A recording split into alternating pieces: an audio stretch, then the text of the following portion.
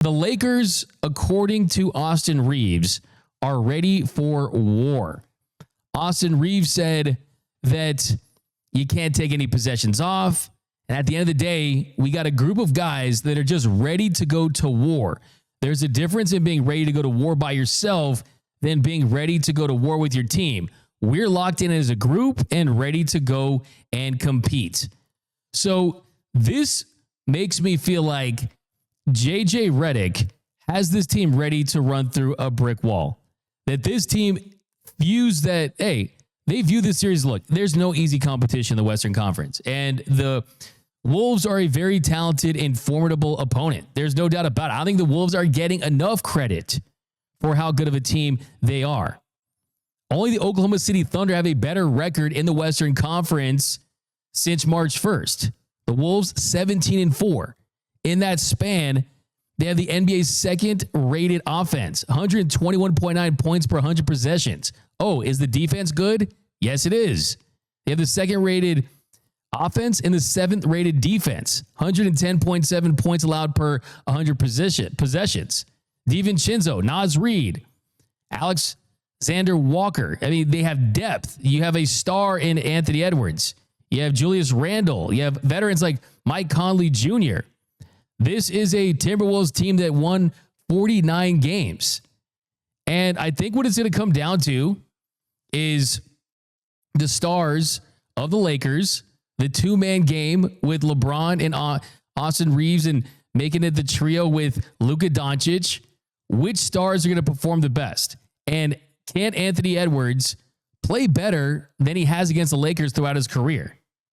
Anthony Edwards has not played great against the Lakers in his career. This season, 4 games, averaging 19 points per game, shooting 40% from the field, 32.3% from beyond the arc.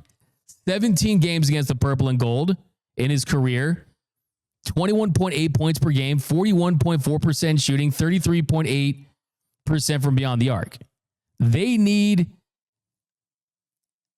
Ant to go absolutely crazy, and they need him to take advantage of mismatches. And I think what you're going to see from the Minnesota Timberwolves and Anthony Edwards is they're going to look to get him in the most advantageous matchups as they can. They're going to try to ball him up if you're the Lakers, but I think what they're going to try to do is Edwards is going to switch off of Finney Smith and try to get into those pick and roll matchups where can you get Luka Doncic? Can you get LeBron James? Because yeah, we know that offensively what Luka and LeBron and Austin Reeves can do, but defensively, Anthony Edwards has the advantage in those matchups if you can get that switch onto him. So if Anthony Edwards is ready for the task, if he is going to be playing to a level that says, okay, I'm going to take a leap, I do think that the Minnesota Timberwolves have a chance. But I like what I'm hearing from the Lakers side, and that is that they're ready to go to war. And I do think that there's a closeness about this Lakers team that we haven't felt since 2020, since the bubble championship, where there was no doubt about the direction of this franchise, right? Back then it was LeBron, it was Anthony Davis. Now it's Luka Doncic and LeBron. We know that LeBron James, when he's at his best, still a top 10 player in this league. But I think that there has been this kind of almost silent passing of the torch from LeBron to Luka Doncic, knowing that Luka can give LeBron one more ring before he hangs him up. I think LeBron understands at this point that, hey, for this Lakers team to win, I have to be great. I have to be elite, but Luka Doncic has to be our best player. And I think that LeBron is such a smart player that he realizes that, and I think he's embracing that. And I think the other big X factor, Julius Randle, former Laker. He's second on Minnesota as far as scoring, 18.7 a game, rebounding. And believe it or not, he leads them with 4.7 assists per game.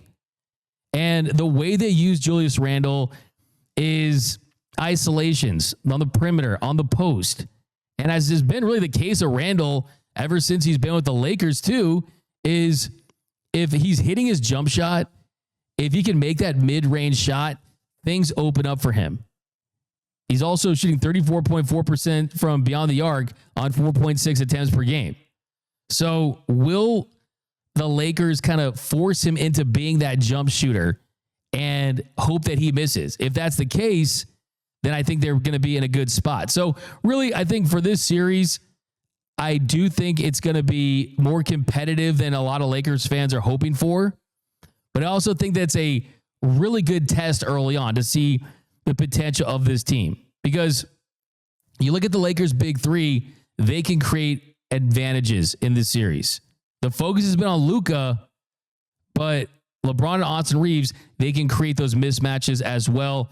And it's going to be an exciting series. I think just right now, that's my thought right now, is that Anthony Edwards, you need to level up if you want to win this series. On the Lakers' end, you just need to be the Lakers. You just need to go out there and perform up to your players' capabilities.